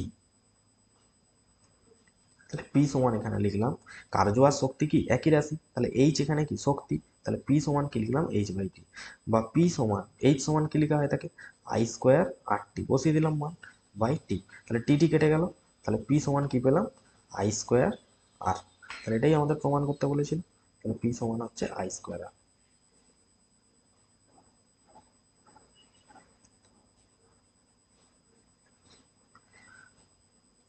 নেক্সট দেখো ফ্যারাডের তড়িৎচুম্বকীয় আবেশ সংক্রান্ত যে সূত্রগুলো, না প্রথম সূত্রে বলেছিল কোনো বদ্ধ কুণ্ডলীর সঙ্গে জড়িত চুম্বক প্রবাহ, কোনো একটা কুণ্ডলী আছে, তাহলে এখান দিয়ে ধরো ফ্লাক্স যাচ্ছে, ফ্লাক্সের পরিবর্তন হচ্ছে, তাহলে কোনো বদ্ধ কুণ্ডলীর সঙ্গে জড়িত, তাহলে ফ্লাক্স মানে কি ফাই, পরিবর্তন হচ্ছে। চুম্বক কুণ্ডলীতে একটি তড়িৎচালক বল আবিষ্ট হবে, তাহলে এই কুণ্ডলীতে একটি তড়িৎচালক বল আবিষ্ট হবে, এবং যতক্ষণ পর্যন্ত এই ফাইয়ের পরিবর্তন হবে ততক্ষণ তড়িৎচালক বল অস্তিত্ব থাকবে। দ্বিতীয় সূত্রে বললো যে এই তড়িৎচালক বলের মান কুণ্ডলীর সঙ্গে জড়িত চুম্বক প্রবাহের পরিবর্তনের সাথে, তাহলে তড়িৎচালক বলকে ই দিয়ে ডিনোট করা হয়, এবং এটি কার সাথে সমানুপাতিক হবে, চুম্বক প্রবাহের পরিবর্তন, তাহলে মানে ফ্লাক্সের পরিবর্তনের সাথে সমানুপাতিক হবে। ফ্লাক্সের পরিবর্তন মানে কি টাইমের রেসপেক্টে পরিবর্তন হচ্ছে, তাহলে ই সমান কি লেখা হয়, ডি ফাই বাই ডিটি, তার সাথে সমানুপাতিক হবে। নেক্সট হচ্ছে খুব ইম্পর্টেন্ট, নাইক্রোম তার কি কি দিয়ে, নাই মানে নিকেল আর ক্রোম মানে ক্রোমিয়াম, তাহলে বুঝতে পারছো নিকেল আর ক্রোমিয়াম দিয়ে তৈরি। তাহলে নিকেল 80% থাকবে এবং ক্রোমিয়াম থাকবে 20%, তাহলে মোট 100% হচ্ছে। তাহলে অনেক ক্ষেত্রে মাঝে মধ্যে লোহা বা ম্যাঙ্গানিজও মিশানো হয়ে থাকে, তাহলে মেন কোনগুলো এই দুটো, তাহলে নাইক্রোম মানে নিকেল আর ক্রোমিয়াম। নেক্সট হচ্ছে কোনো নিউক্লিয়াসের ভর সংখ্যা, পরমাণু ক্রমাঙ্ক, এগুলো দেওয়া আছে বন্ধন শক্তির রাশিমালা। তাহলে কোনো নিউক্লিয়াসের ভর বিচ্যুতিকে আমরা ডেল্টা এম দিয়ে প্রকাশ করি। নিউক্লিয়াসের যে প্রোটন নিউট্রনের মোট ভরের সমষ্টি, তার থেকে প্রকৃত ভরের মধ্যে কিছু একটা ডিফারেন্স আমরা পেয়ে থাকি। আমাদের হিসাব অনুযায়ী কি, যে আমাদের নিউক্লিয়াসের মধ্যে যারা থাকে, কারা থাকে, প্রোটন আর নিস্তড়িত নিউট্রন, তাহলে এদের দুজনের ভরকে যোগ করলে যা ভর হওয়া উচিত, তাহলে সেটাই আমার নিউক্লিয়াসের ভর হওয়া উচিত, কিন্তু আমরা দেখি তার মধ্যে কিছু একটা ডিফারেন্স আছে, সেই সমান পরিমাণ হচ্ছে না, তাকেই আমরা কি বলছি, মাসের যে ডিফ্লেকশন যেটা হচ্ছে। তাহলে নিউক্লিয়াসের প্রোটন সংখ্যাকে আমরা জেড দিয়ে ডিনোট করছি, আর নিউট্রন সংখ্যা কি বলবো, ভর সংখ্যা মাইনাস প্রোটন সংখ্যা, মানে এ মাইনাস জেড। এবার নেক্সট দেখো, প্রোটনের ভরকে এমপি আর নিউট্রনের ভরকে এমএন ধরছি, তাহলে এ হচ্ছে এই যে ভর সংখ্যা, এ হচ্ছে ভর সংখ্যা। তাহলে মোট ভর কি হবে, না প্রোটনের ভর আর নিউট্রনের ভরের সমষ্টি। তাহলে এখানে লিখলাম যে ভর বিচ্যুতি ডেল্টা এম সমান লেখা হবে জেড এমপি, মানে প্রোটনের ভর আর নিউট্রনের ভরের সমষ্টি, তার থেকে দেখা যাচ্ছে যে প্রকৃত ভরের মধ্যে যে ডিফারেন্স, তাকেই বলা হয় ভর বিচ্যুতি। তাহলে দেখতে পাচ্ছ ভর বিচ্যুতি মানে প্রকৃত ভরের থেকে কিছুটা কম হচ্ছে। তাহলে এটাই আমরা বন্ধন শক্তির রাশিমালা লিখতে পারি। নেক্সট দেখো, নিউক্লিয়াসের সংযোজনের সময় যে ভর ত্রুটি হয়, তা আইনস্টাইনের ইকুয়ালস টু এমসি স্কোয়ার, মানে ভর শক্তি যে তুল্যতা সূত্র অনুযায়ী নিউক্লিয় শক্তি বা বন্ধন শক্তিতে রূপান্তরিত হয়, এবং এই শক্তি মূলত উৎপন্ন কণাগুলির গতিশক্তি আর তড়িৎচুম্বকীয় বিকিরণ রূপে নির্গত হয়ে থাকে। নেক্সট দেখো, বিরল মৃত্তিকা মৌল কোনগুলোকে বলা হয়, না পর্যায় সারণী যে 17টি নির্দিষ্ট মৌলকে একসঙ্গে বিরল মৃত্তিকা মৌল বলি। 15টি ল্যান্থানাইড মৌল, আর যেমন স্ক্যান্ডিয়াম, ইট্রিয়াম, মূলত পর্যায় সারণী গ্রুপ 3 অবস্থিত, এবং এদের রাসায়নিক ধর্মগুলো কি হয়ে থাকে, একই রকমের হয়ে থাকে। Scandium, yttrium, lanthanum, cerium, neodymium, এগুলোর উদাহরণ। বিরল মৃত্তিকা বলার কারণ কি, না এগুলো যখন আবিষ্কার হয় তখন আকরিক থেকে বিশুদ্ধ মূল্য নিষ্কাশন করা হয়, এবং একটি থেকে অন্যটিকে পৃথক করা অত্যন্ত কঠিন এবং সময় সাপেক্ষ। এই অসুবিধার কারণে বিজ্ঞানীরা এদের বিরল বলে মনে করতেন, এবং মৃত্তিকা কথাটির অর্থ হচ্ছে এর অক্সাইডগুলোকে মৃত্তিকা বা আর্থ বলা হতো, যেহেতু এই মৌলগুলি তাদের অক্সাইড রূপে বা আকরিক থেকে পাওয়া যেত, তাই এদের নামের শেষে মৃত্তিকা কথাটি এসেছে। অর্থাৎ বিরল মৃত্তিকা মানে যে সমস্ত অক্সাইড সহজে নিষ্কাশন করা কঠিন, মানে বিরল, তাদেরকেই বলা হবে বিরল মৃত্তিকা মৌল। নেক্সট ছিল যে নিষ্ক্রিয় মৌলের আয়নায়ন শক্তি বেশি হয় এবং খাদ ধাতুর আয়নায়ন শক্তি কম হয় কেন। আর নিষ্ক্রিয় মৌল দেখো হিলিয়াম, নিয়ন, আর্গন, সর্বস্থ অক্ষ কি থাকে, পূর্ণ থাকে এবং অত্যন্ত সুস্থিত। এই সুস্থিত ইলেকট্রন বিন্যাস থেকে একটা ইলেকট্রনকে সরাতে অনেক বেশি আমাদের শক্তির দরকার, তাই এদের আয়নায়ন শক্তি সর্বাধিক। খাদ ধাতুর ক্ষেত্রে কি হয়, লিথিয়াম, সোডিয়াম বলো বা পটাশিয়াম, এদের সর্বস্থ অক্ষে একটি করে ইলেকট্রন বর্তমান। এই ইলেকট্রনটি নিউক্লিয়াস থেকে দূরে এবং ভিতরের ইলেকট্রন দ্বারা আবৃত থাকায় উপর নিউক্লিয়াসে আকর্ষণ বল খুব কম থাকে। যেহেতু বাইরের কক্ষে থাকে তাহলে কি হয়, নিউক্লিয়াসের আকর্ষণ বল কম, তাহলে এগুলোকে যদি আমরা সরাতে চাই বা নির্গত করতে হয় খুব কম শক্তি লাগে, তাই ইলেকট্রনটিকে সহজেই সরানো যায়, তাই এদের আয়নন শক্তি কম হয়ে থাকে। নেক্সট ছিল যে কপার যে বিশোধন প্রক্রিয়ায় ক্যাথোড অ্যানোড আর তড়িৎ বিশ্লেষকটা কি ব্যবহার করে। দেখো, একটা বিশুদ্ধ কপারের পাতলা পাতকে আমরা ক্যাথোড হিসেবে ব্যবহার করব, এবং একটা অপরিশুদ্ধ কপার দণ্ডকে এর সাহায্যে শোধন করা হবে, তাই অ্যানোড হিসেবে ব্যবহার করব। তড়িৎ বিশ্লেষক কি কপার সালফেট ব্যবহার করব, তার সাথে সালফিউরিক অ্যাসিড মিশিয়ে একটা তড়িৎ বিশ্লেষ্য ব্যবহার ইউজ করব। অ্যামালগাম জিনিসটা কি না, পারদ বা মার্কারির সঙ্গে অন্য একাধিক ধাতুর মিশ্রণে যে সংকর ধাতু তৈরি হয় তাকে বলা হয় অ্যামালগাম বা পারদ সংকর। দাঁতের চিকিৎসায় সোডিয়াম অ্যামালগাম একটা শক্তিশালী বিজারক পদার্থ হিসেবে জৈব রসায়নে ব্যবহৃত হয়। নেক্সট দেখো, এ বি সি কে শনাক্ত করতে হবে। এখানে দেওয়া ছিল অ্যালকোহল দেওয়া আছে বা ইথানল দেওয়া আছে, তাতে গাঢ় H2SO4 আর 170 থেকে 80 তাপমাত্রা, তারপরে Br2CCl4 নিকেল অনুঘটক দিলে কি হবে। তাহলে দেখো, ইথানল তাতে গাঢ় সালফিউরিক অ্যাসিডের বিক্রিয়া 170 থেকে 80-তে কি উৎপন্ন হবে, প্রথমে ইথিন। তাহলে এ যৌগটা যেটা হবে সেটা হচ্ছে ইথিন। তাহলে তার সংকেত কি, CH2 ডবল বন্ড CH2। তাহলে এ যৌগটা হবে CH2 double bond CH2, ethene উৎপন্ন হবে। নেক্সট বিটা কি হবে না, ইথিন তার সাথে যদি ব্রোমিন যোগ হয়ে যায় তাহলে এখান থেকে কি উৎপন্ন হবে, B যৌগটা CH2Br CH2Br CH2Br CH2Br, অর্থাৎ 1,2 ড্রাই ব্রোমো ইথেন। এতে যদি আমি নিকেল অনুঘটক দিই তাহলে সি যৌগটা কি উৎপন্ন হবে, তাহলে সি যৌগটা তখন উৎপন্ন হয়ে যাবে ইথেন, অর্থাৎ CH3CH3। তাহলে প্রথমে উৎপন্ন হলো ইথিন, তারপরে উৎপন্ন হলো 1,2 ডাইব্রোমোইথেন, সেখান থেকে উৎপন্ন হবে ইথেন। তাহলে দেখে নিবে সি যৌগ, এ যৌগ এবং বি যৌগ। আর ছিল কি লা ব্ল্যাঙ্ক পদ্ধতিতে যে আমরা হাইড্রোক্লোরিক অ্যাসিড প্রস্তুতি করি, সেই পদ্ধতিগুলো। লা ব্ল্যাঙ্ক পদ্ধতিতে প্রথম ধাপে কি করা হয়, সোডিয়াম ক্লোরাইড এবং গাঢ় সালফিউরিক অ্যাসিডকে চুল্লিতে উত্তপ্ত করা হয়। ফলে কি উৎপন্ন হবে, সোডিয়াম সালফেট এবং হাইড্রোজেন ক্লোরাইড গ্যাস, এবং হাইড্রোজেন ক্লোরাইড গ্যাসকে জলে শোষণ করিয়ে হাইড্রোক্লোরিক অ্যাসিড। তাহলে সমীকরণ প্রথমে দেবে, তাহলে সমীকরণটা দেখো, 2NaCl প্লাস H2SO4, সেখান থেকে উৎপন্ন হবে Na2SO4 প্লাস 2HCl। তাহলে NaCl sodium chloride sulphuric acid sodium sulphate আর হাইড্রোজেন ক্লোরাইড, এই পদ্ধতিতে হাইড্রোজেন ক্লোরাইড গ্যাস একটা উপজাত হিসেবে পাওয়া যায়। তাহলে এই পদ্ধতিটাকে আমরা বলে থাকি লা ব্ল্যাঙ্ক পদ্ধতি। তাহলে এই গেল আমাদের প্রথম যে মডেল সেট তার সম্পূর্ণ সমাধান। ভিডিওটি যদি তোমাদের ভালো লাগে অবশ্যই লাইক আর সাবস্ক্রাইব করবে চ্যানেলটাকে, যাতে বাকি যে আমাদের 14টা সেট রইলো সেগুলোরও যেন এরকমভাবেই আমরা পড়ার মাধ্যমে আলোচনা করে নিতে পারি।